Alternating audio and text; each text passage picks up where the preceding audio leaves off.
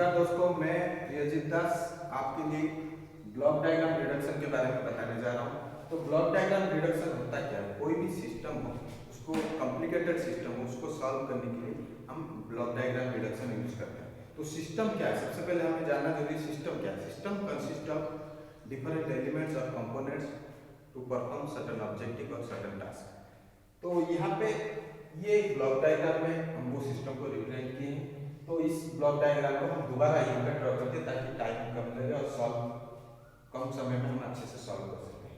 तो ये जो ब्लॉक है इसको हम कैसे सॉल्व करेंगे? इसका कोई हार्ड एंड फास्ट रूल नहीं है कि हम लेफ्ट से राइट चाहे राइट से लेफ्ट शुरू करें और सॉल्व करें। तो यहाँ पे सिस्टम के अकॉर्डिंग, कॉम्प्लिकेशन के अकॉर्डिंग हम उसको सॉल्व कर सकते हैं। देखेंगे कहाँ से हम सॉल्व कर सकते हैं। तो यहाँ पे देखो, इसको सॉल्व करने के लिए हमें देखो यहाँ पे ये इसमें पहले चीज जानना जरूरी है कि ये ब्लॉक में क्या क्या चीज है। ये आरएफएस क्या है? ये आरएफएस इनपुट है। ये जो क्रॉस मार्क में है ये समिंग पॉइंट है। समिंग पॉइंट क्या है? ये अलजेब्रिकली सिग्नल्स को ऐड करता है। और ये G1 G2 G3 ये क्या है? ट्रांसफर फंक्शन, आप फॉरवर्ड पाथ ट्रांसफर फंक्शन बोल सकते हो। और H1 H2 ये फीडबैक पाथ ट्रांसफर फंक्शन है। और यहाँ पे भी एक फीडबैक लगा है। फीडबैक क्या होता है? Feedback fraction of output is fed back to the input, तो उसको बोलते हैं फीडबैक। तो यहाँ पे इस ब्लॉक को सॉल्व करना है, कैसे करेंगे?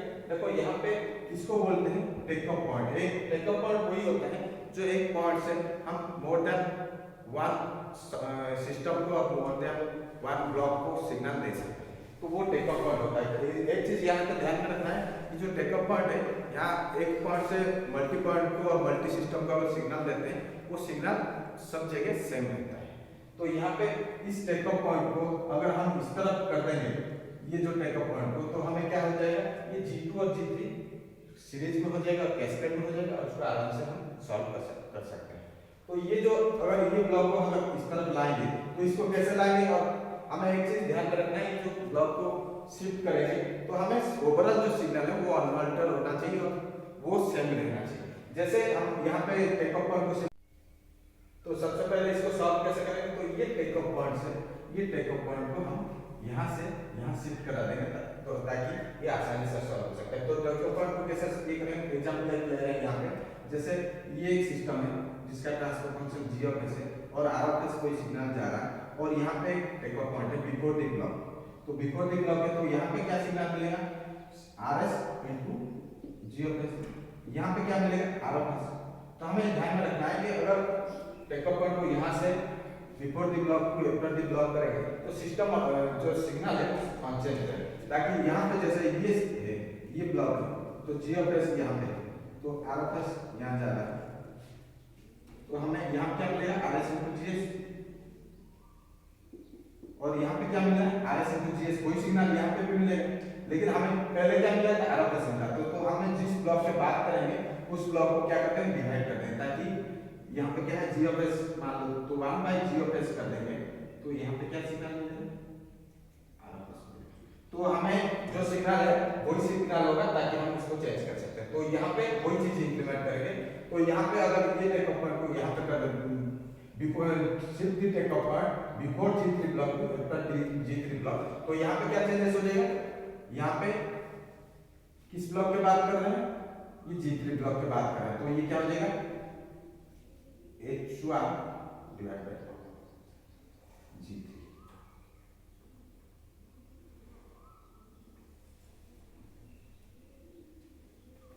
अब ये दोनों ब्लॉक जो है सीरीज में और कैस्केड में बोल सकते हो। कैस्केड मतलब क्या है?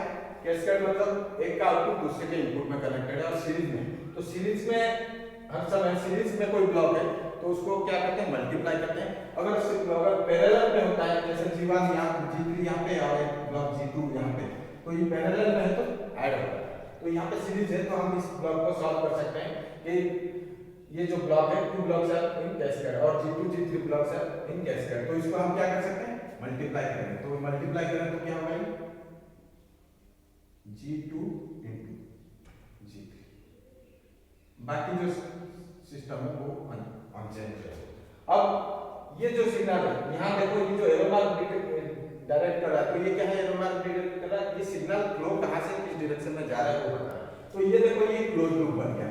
ये जो है ये कंप्लीट क्लोज लूप हो गया। तो इसको हम कैसे सॉल्व करेंगे? ये क्लोज लूप के लिए, क्लोज लूप ट्रांसफर फंक्शन के लिए एक फॉर्मूला है। अगर ये इस केस में सब मान लो यहाँ पे नेगेटिव फीडबैक है, नेगेटिव फीडबैक है, negative feedback. General negative feedback किस लिए देते हैं? कि सिस्टम को स्टेबलाइज करने के लिए। तो यहाँ पे मान लो नेगेटिव फीडबैक, जरूरी नहीं है नेगेटिव फीडबैक भी, पॉजिटिव फीडबैक भी हो सकता है। तो हम यहाँ पे नेगेटिव फीडबैक लिए। तो अगर नेगेटिव फीडबैक सिस्टम का है और ट्रांसफर फंक्शन उसका निकालना है ट्रांसफर फंक्शन, तो ये एक फॉर्मूला है g of s, c of s का आपका आउटपुट अपन इनपुट लाप्लास का फॉर्म है। तो gs divide by 1 plus gs into hs होता है।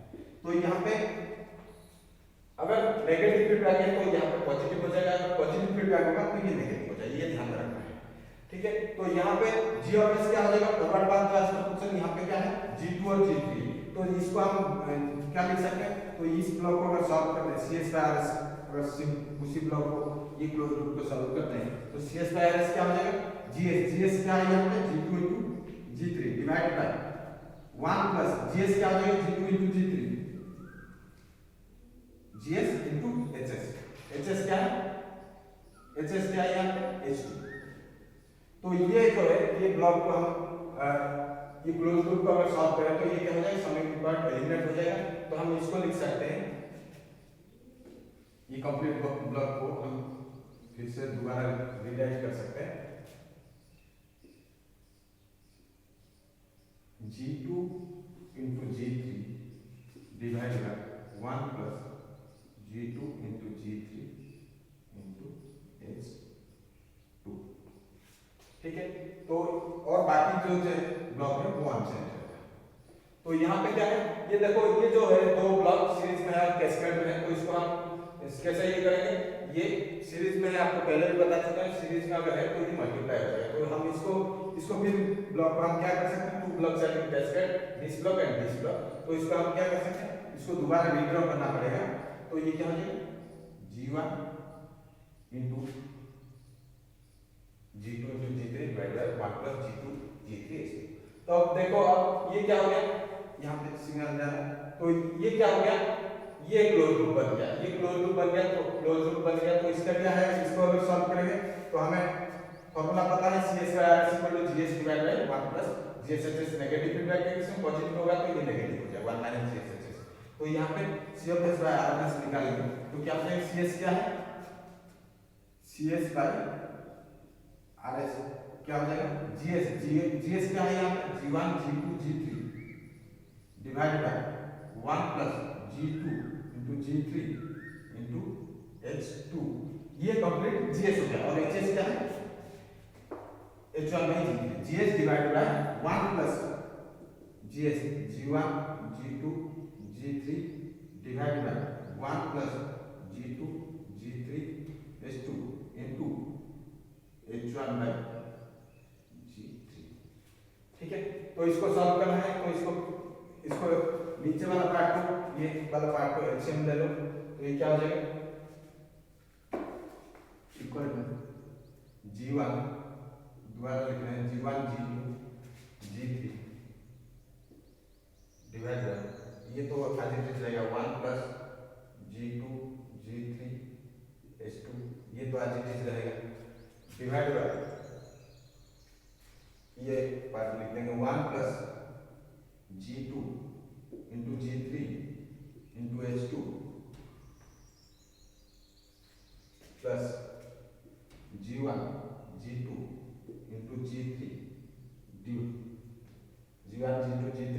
और ये ध्यान रखना, ये जो g3 है ये g3 कैंसिल हो जाएगा। तो 1 plus g2 g3 h2 g2 g3 h2 plus g1 g2 into और डिवाइड बाय वो पार्ट आज इट रहेगा 1 प्लस g2 g3 h2 रहेगा। तो ये दोनों पार्ट कैंसिल हो जाएगा। तो कंप्लीट जो CF बाय RS क्या लिखेगा यहाँ पे? तो ये क्या होगा? g1 g2 g3 divide by 1 plus g2 g3 h2 plus g1 g2 h1। ये हो गया। तो ये हम इस ब्लॉक को हम क्या कर सकते हैं, ये अगर सॉल्व हो गया तो ये सॉल्विंग पॉइंट हट जाएगा, तो ये क्या हो जाएगा,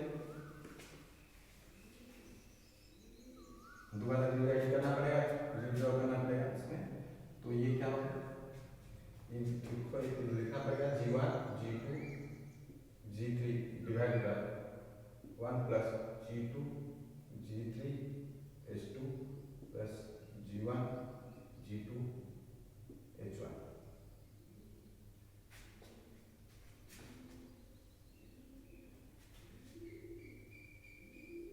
बाकी आज तो फिर अब क्या बन गया, अब ये GS हो गया, HS क्या है यहाँ पे देखो, ये ऐसे दिया हुआ है ताकि आपको सारी प्रॉब्लम पता चले, तो ये सिंपली फीडबैक एक लगा है, तो ये फीडबैक यहाँ पे अगर यहाँ पे HS कुछ HS H1 H2 H3 यहाँ पे तो दिया नहीं, तो इसको हम यूनिट फीडबैक मानते हैं, ऐसे अगर केस में यूनिट फीडबैक मतलब HS के बदले हम क्या लेंगे 1 लेंगे, तो हमें तो 1 लेंगे तो ये क्या हो गया, ये नेगेटिव फीडबैक, ये कंप्लीट क्लोज लूप है, तो इसमें हम क्या कर सकते हैं, जो CS बाय RS क्या होगा, GS divide by 1 plus GS HS, वही फार्मूला क्या होगा, तो GS क्या था, GS हमें पता है कि ये वाला पार्ट है GS, अब ये वाला पार्ट यहाँ लिखा हुआ है, तो ओवरऑल ट्रांसफर फंक्शन निकालेंगे CFS by RS, GS divide by 1 plus G1 G2 into G3 divide by 1 plus G2 G3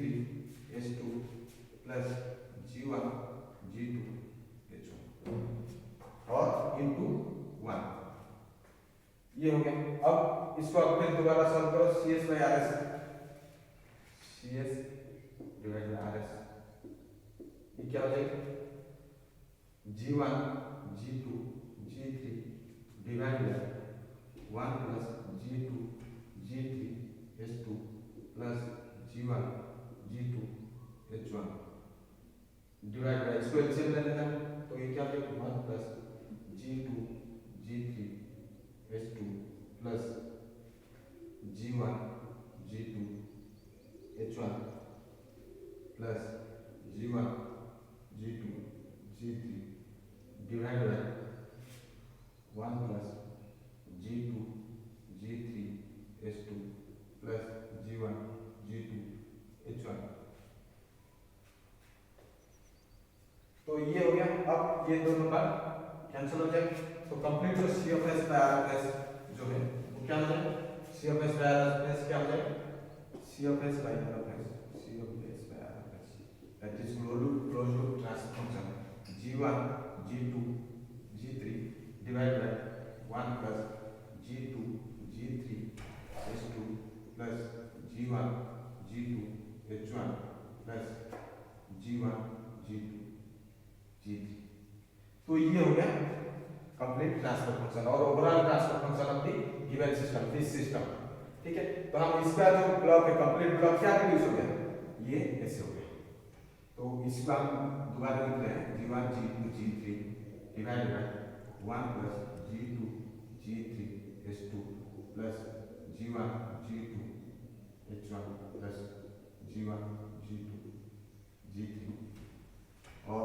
यहाँ पे क्या RS और CFS क्या है, आउटपुट है लाप्लास ट्रांसफॉर्म का, लाप्लास ट्रांसफॉर्म का, और ये लाप्लास ट्रांसफॉर्म ऑफ इनपुट, तो this is the complete transfer function of this block.